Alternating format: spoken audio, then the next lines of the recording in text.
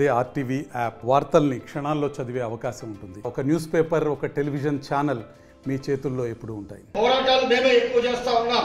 అయితే మమ్మల్ని పత్రికలు, అనేక పత్రికలు, మెయిన్ పత్రికలు రాయవు. ఎందుకంటే అవన్నీ కార్పొరేట్ శక్తుల చేతుల్లో ఉన్నాయి కాబట్టి మాకు సోషల్ మీడియాలో ఇప్పుడున్నటువంటి ఈ యొక్క ఛానళ్ళు మమ్మల్ని ఆదరిస్తూ ఉన్నాయి.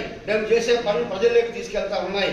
కాబట్టి ఎప్పుడైతే మేము చేసే కృషిని ప్రజల్లోకి తీసుకెళ్తా ఉన్నారు, వాటిని మేము మనసారా కొనియాడుతూ ఉన్నాం, వాటిని అప్రిషియేట్ చేస్తూ ఉన్నాం. ఎందుకంటే ఎక్కడ అన్యాయం జరిగినా అక్కడ మీ పరిధిలో మేము చేసేటువంటి పోరాటాన్ని ప్రజల్లోకి తీసుకెళ్తా ఉన్నారు. కాబట్టి మీకు మరొకసారి ధన్యవాదాలు తెలియజేస్తా ఉన్నాం. మిత్రులారా, సమర్థవంతంగా పని చేయలేదంటే, అనుకున్న స్థాయిలో పని చేయలేదు. కాబట్టి ఈరోజు మా రాష్ట్ర కమిటీ ఆదేశాల మేరకు, రాష్ట్ర అధ్యక్షుడు బక్కా పరంజ్యోతి ఆదేశాల మేరకు ఈ రాయదుర్గం నియోజకవర్గం అసెంబ్లీ కమిటీని ఈరోజు రద్దు చేస్తా ఉన్నాము.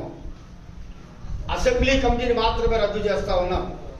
తిరిగి సమర్థులను ఎన్నుకొని, అంటే అసెంబ్లీ కమిటీ రద్దు అయిందంటే ఈ యొక్క నియోజకవర్గంలో ఉన్న అన్ని మండల కమిటీలు కూడా రద్దు అయినట్లే.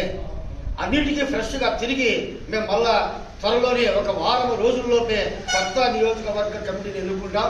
ఆ తర్వాత అన్ని మండలాల్లో మండల కమిటీలు ఏర్పాటు చేస్తాం. అట్లాగే గ్రాస్ రూట్ వరకు, బూత్ లెవెల్ వరకు కమిటీలు వేసి ప్రజా సమస్యల మీద నిరంతరం పోరాటం చేస్తాం అని చెప్పి సభాముఖంగా పత్రికా విలేకరులకు తెలియజేస్తా ఉన్నాం.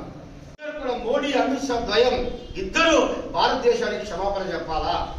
ఎందుకంటే ఈ మోడీ, అమిత్ షా వీళ్ళిద్దరు కూడా గుజరాత్ పరిపాలించేటప్పుడు, గుజరాత్ లో రాష్ట్ర ముఖ్యమంత్రిగా మోడీ ఉన్నప్పుడు గోత్రా సంఘటన జరిగింది 2002లో. అనేక మంది ముస్లింలని ఊచకోత కోస్తున్నారు వీళ్ళందరూ కూడా. అందులో వీళ్ళిద్దరూ నేరస్తులే.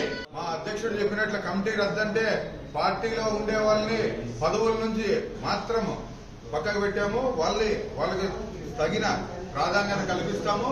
మరి వాళ్ళని కొన్ని పదవుల్లో, వాళ్ళకి సంబంధించిన పదవుల్లో మేము తీసుకుంటాము. కొత్త వాళ్ళని కూడా తీసుకుంటాము. వాళ్ళతో చాలా గొప్పగా పనిచేసే విధంగా పార్టీ వాళ్ళకి ట్రైన్ చేస్తూ ముందుకు తీసుకెళ్లి ఉద్యమాలు ఎలా చేయాలి, ఏం కథ అనేది ప్రతి ఒక్క విషయాన్ని మేము ట్రైన్ చేస్తూ, ఎందుకంటే మాకు ట్రైన్ చేసేవాళ్ళు ఒక ఐఏఎస్లు, ఐపీఎస్లు ఉంటారు బహుజన్ సమాజ్ పార్టీలో. ఇది బాగా గమనించాలా. అలాంటి ట్రైన్ చేసి ముందుకు వదులుతారు బహుజన్ సమాజ్ పార్టీ నాయకుల్ని. అదేవిధంగా ఇప్పుడు అన్నగారు చెప్పినట్టు కాపు రామచంద్రారెడ్డి అంటారు. ఎక్కడ కాపు రామచంద్రారెడ్డి? నేను ఎప్పుడు వచ్చినా రాజకీయాల్లోకి, ఆయన ఎప్పుడు వచ్చినాడు? నేను ఆయన ఎమ్మెల్యేగా ఉన్నప్పుడే, ఆయన ఎమ్మెల్యేగా తొలిసారి స్టార్ట్ అయినప్పుడే నేను రాష్ట్ర ప్రధాన కార్యదర్శిగా ఉన్నాను. రాజకీయాల్లో కాపు రామచంద్రారెడ్డి నా ముందరు బచ్చా. ఇది బాగా గుర్తుపెట్టుకోండి.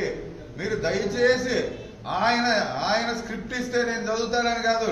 నేను ఒక ప్రొడ్యూసరు, ఒక రచయిత, ఒక నిర్మాత, ఇవన్నీ ఒక దర్శకుడిని, ఇవన్నీ కలగలిపి ఉన్నాను. మీకు స్క్రిప్ట్ కావాలంటే నేనే ఇస్తా. బాగా గుర్తుపెట్టుకోండి. ఏ సబ్జెక్ట్ మీద మీకు స్క్రిప్ట్ కావాలని నన్ను అడగండి. ఒక్కరోజు ముందు చెప్పండి, ఇస్తాను. మీరు ఏదన్నా నెలకి ఇంత ఫీజు ఇచ్చినా కూడా తీసుకుంటాను, మా పార్టీ ఖర్చు పెట్టుకుంటాను. మీకు స్క్రిప్ట్ కావాలంటే నన్ను అడగాలని చెప్పేసి తెలియజేస్తూ, దయచేసి ఇలాంటివన్నీ మానుకోవాలని చెప్పేసి తెలియజేస్తూ, జై భీమ్, జై భారత్. మరిన్ని వీడియోస్ కోసం ఛానల్ ని సబ్స్క్రైబ్ చేయండి. లేటెస్ట్ అప్డేట్స్ కోసం వాట్సాప్ ఛానల్ ని ఫాలో అవ్వండి. ఆ లింక్ డిస్క్రిప్షన్ లో ఉంది.